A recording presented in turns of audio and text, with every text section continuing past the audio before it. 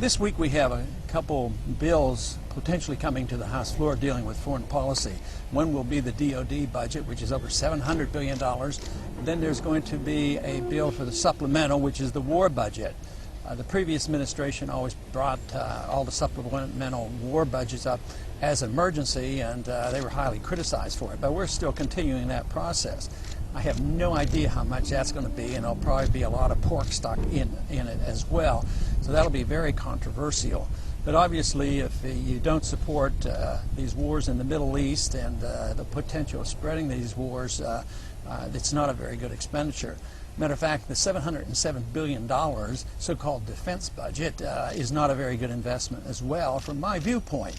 $700 billion is support for the military-industrial complex, is what I call it. There's a distinction, there should be a distinction made between defense spending as well as military spending. So just because we put it in the DOD, it's military for sure, but it's not necessarily going to help us in defense. You know, with all these sums added up, what we spend, it's well over $1 trillion a year in so-called making us safe.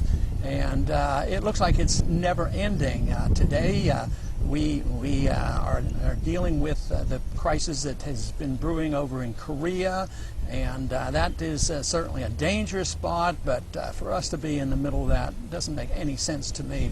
To jeopardize American troops in a situation like that just seems like we're going out of our way to look for trouble. At the same time, we have two wars going on, one in Iraq and one in Afghanistan. There's so many shortcomings with that, as well as the provocations with the Iranians. Looking for sanctions, the Iranians right now have agreed to accept the proposal made by Brazil and Turkey to do exactly what our government asked them to do a few months ago, and our government now doesn't want to deal with it.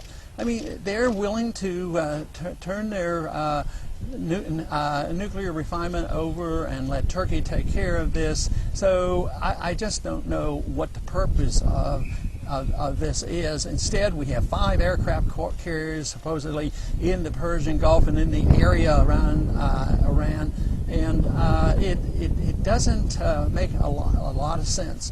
But the money is going to run out, and that to me is probably the end point for this, because empires tend to come to an end for financial reasons, and even though we are not suffering quite like Spain, our condition is not any better than Spain and Europe. Europe's in turmoil with these financial problems, and someday this whole crisis, the financial crisis, will limit what we do, not only overseas, internationally in this war spending, as well as the domestic spending.